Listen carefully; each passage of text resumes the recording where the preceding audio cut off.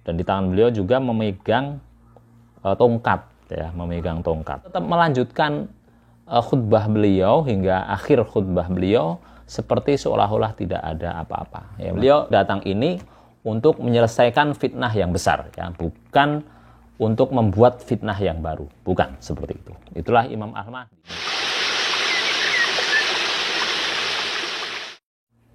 Bismillahirrahmanirrahim. Assalamualaikum warahmatullahi wabarakatuh. Alhamdulillahirabbil alamin. Wa binasta'in ala umurid dunya waddin, wassalatu wassalamu ala nabiyyina Muhammad wa ala alihi wa ashabihi ajma'in. Amma ba'du. Alhamdulillah sahabatku sekalian, kita jumpa lagi di channel saya. Dan kali ini saya akan membahas topik yang sedang hangat dibicarakan oleh umat muslim seluruh dunia pastinya, yaitu kemarin adanya penyerangan di saat waktu khutbah pada hari Jumat, yaitu saat beliau Syekh Bandar Balilah yang sedang membawakan khutbahnya di depan Ka'bah. Baik, maka sebelum kita masuk ke dalam pembahasan yang menarik ini, maka saya mohon dukungannya kepada para penonton sekalian, para sahabat sekalian yang belum subscribe, silahkan bisa klik tombol subscribe-nya dulu untuk mendukung channel yang baik ini, ya, dan juga silahkan like jika menyukai video saya. Juga silahkan share video ini kepada saudara, teman-teman, dan juga kenalan sahabat sekalian agar semakin bisa tersebar informasi yang baik ini. Oke, mari kita saksikan bersama videonya.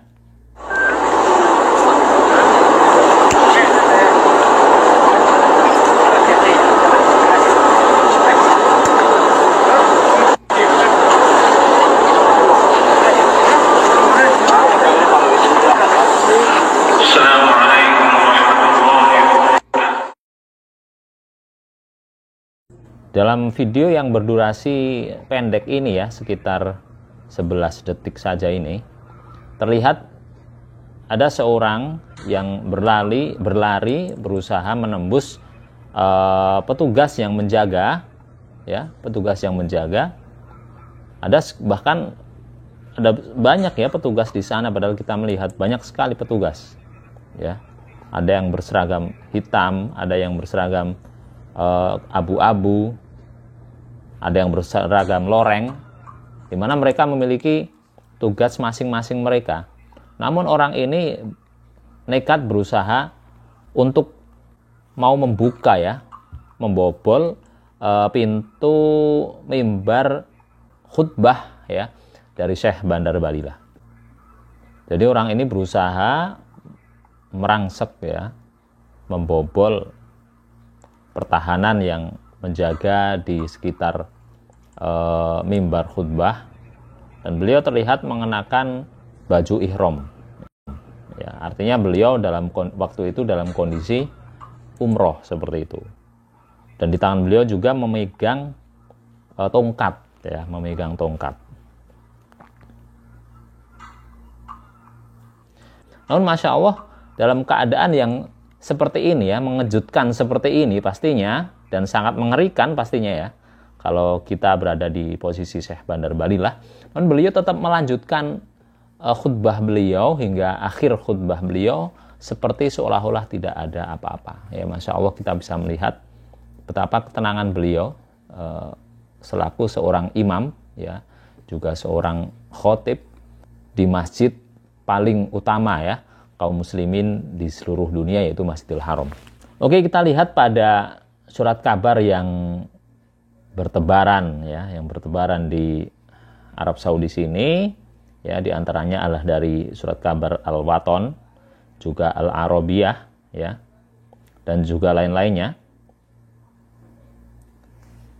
mengatakan bahwasanya pria yang mencoba membobol mimbar Masjidil Haram ini, ya, mimbar khutbah ini, beliau merupakan orang Saudi itu sendiri, berumur sekitar 40 tahun.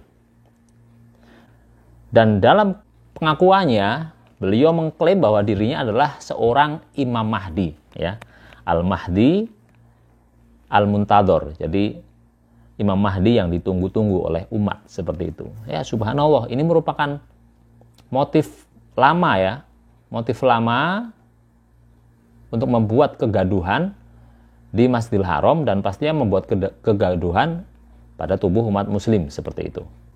Ya, surat kabar ini terbit pada hari Sabtu kemarin. Hal ini menimbulkan komentar di pihak netizen bermacam-macam ya, seperti itu.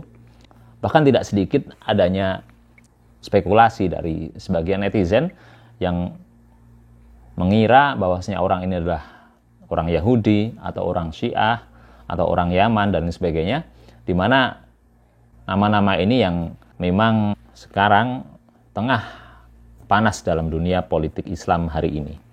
Seperti peperangan Saudi dengan Yaman yang belum berakhir sampai titik ini, juga Israel yang tengah menjajah Palestina sampai pada hari ini, juga kelompok Syiah yang tidak sedikit keributan ya dengan negara-negara Ahlus Sunnah seperti itu. Namun ada hal yang mengesankan saya terus terang ya, yaitu kesigapan para pengaman ya, para polisi di Masjidil Haram, dan mereka Masya Allah orang-orang yang benar-benar siap untuk menghadapi kemungkinan-kemungkinan kejahatan yang akan terjadi. Kita melihat seperti apa kesigapan polisi yang berada di sebelah kiri mimbar ini ya. Dan ini beliau adalah polisi yang berseragam abu-abu, seragam abu-abu ya, sepengetahuan saya. Di sini tidak begitu jelas ininya, warnanya. Di mana seragam abu-abu ini mereka bertugas untuk khususnya menjaga lalu lintas ya, lalu lalang jamaah. Jadi jalur jalan ini, jalan itu, di sini ditutup, di sini di ini. Namun di sini beliau bertugas untuk mengamankan khusus di depan mimbar khotib ya. Dan Masya Allah beliau begitu sigap ya, dengan tepatnya bisa mencengkram ya leher daripada orang ini seperti itu. Dan penelusuran saya di dunia Twitter, saya mendapati kemungkinan beliau adalah seorang yang bernama Muhammad bin Ali Az-Zahrani ya. Subhanallah. Muhammad bin Ali Az-Zahrani ya.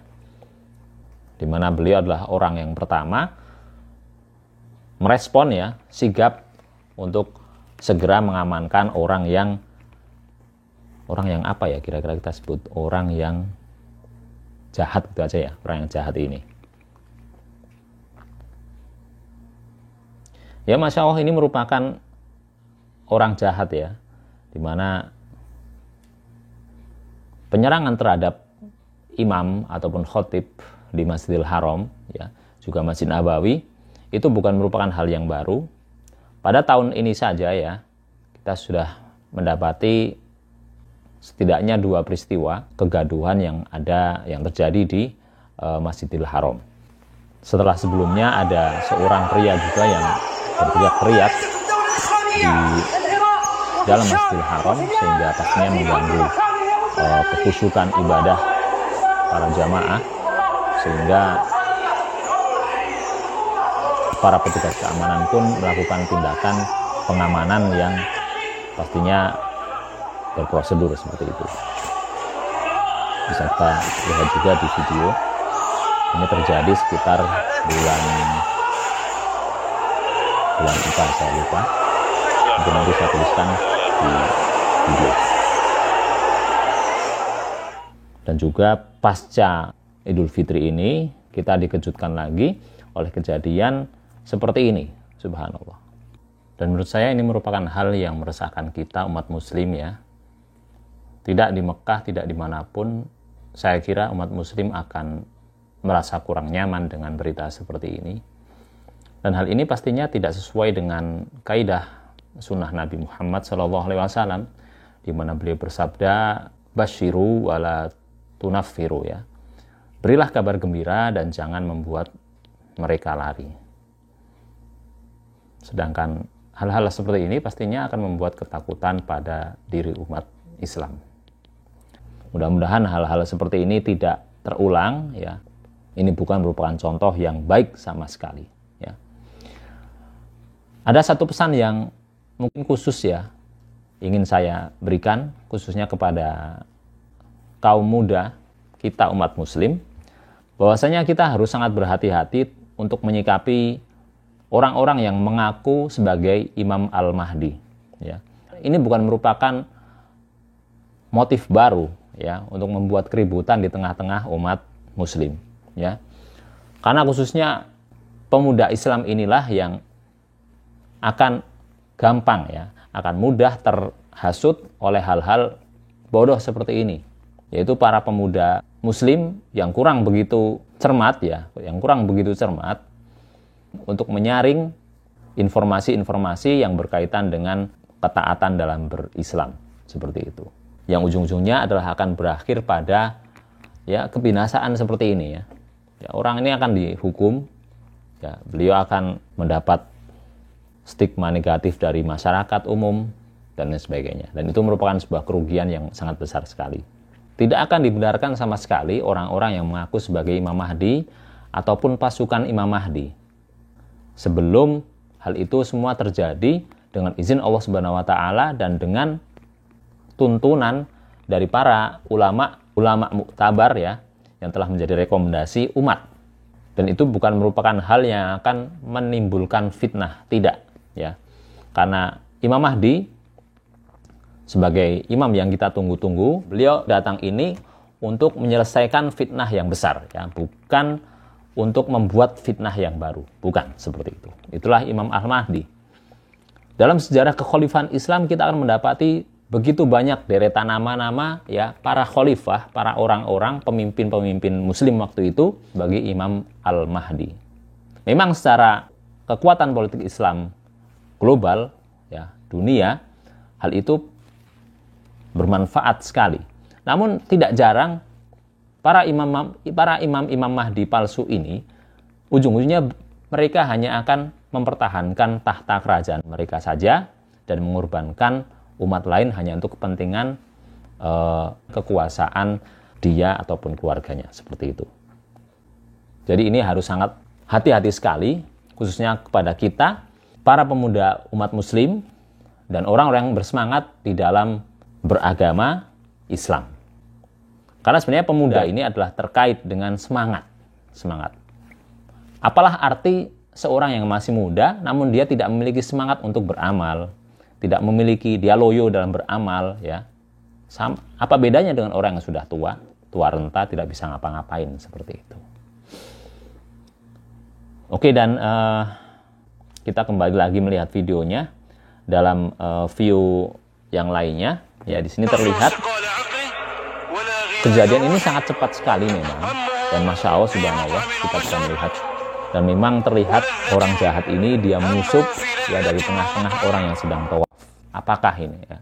Subhanallah ya. Ini merupakan sebuah perkara yang buruk, yang jangan sama sekali, yang kita berharap tidak akan terulang lagi pada hari-hari ke depan. Dan semoga Allah Subhanahu wa taala menjaga para ulama kita dari kejahatan-kejahatan orang-orang yang tidak bertanggung jawab dan juga menunggukan mereka di dalam keimanan dan ketaatan, keistiqomahan untuk membimbing kita selaku umat Nabi Muhammad SAW, di mana kita umat beliau, siapa lagi lah yang bisa menjadi pegangan kita ya kecuali para ulama-ulama warasatul anbiya ya, karena mereka lah yang mewarisi dari apa-apa yang telah ditinggalkan oleh Nabi Muhammad Sallallahu Alaihi Wasallam. Dan mudah-mudahan Allah Subhanahu Wa Taala menunggukan kita semua di dalam ketaatan, di dalam jalan yang lurus, ya, di atas agama Allah Subhanahu Wa Taala, di atas sunnah Nabiullah Muhammad Sallallahu Alaihi Wasallam. Dan semoga Allah Subhanahu Wa Taala menjaga negeri-negeri kaum muslimin dari kejahatan orang-orang yang jahat, dari fitnah orang-orang yang tidak bertanggung jawab. Dan semoga Allah Subhanahu Wa Taala segera mengusir penjajah Israel dari pendudukannya di tanah Palestina.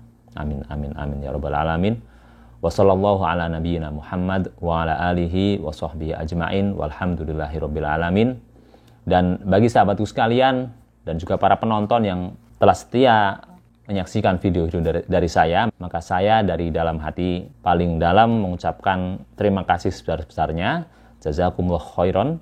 Ya, semoga hal ini semua dibalas kebaikan oleh Allah Subhanahu wa taala. Dan bagi yang baru gabung, baru menyaksikan channel saya mungkin, maka mohon bantuannya untuk membantu mensupport channel saya ini agar semakin berkembang dan mudah-mudahan bisa membawa manfaat yang lebih luas lagi kepada umat. Insya Allah seperti itu. Dengan cara subscribe, like, ya, dan juga silahkan share video saya kepada teman-teman, keluarga, dan juga kenalan sahabatku sekalian. Seperti itu. Baik, sekian saja dari saya. Mudah-mudahan bisa bermanfaat untuk kita semua. Dan akhir kata saya pamit undur diri. Assalamualaikum warahmatullahi wabarakatuh. Allahu ta'ala a'lam bishawab. Baik sahabatku, terima kasih sudah menonton video saya. Semoga kalian suka dan bermanfaat. Dan saya ucapkan jazakumullahu khairan katsiran. Jangan lupa bagi yang belum subscribe, maka silahkan klik tombol subscribe, lonceng, juga komentarnya. Dan silahkan share ke media sosial sahabat sekalian. Oke, sampai jumpa pada video saya selanjutnya. Wassalamualaikum warahmatullahi wabarakatuh.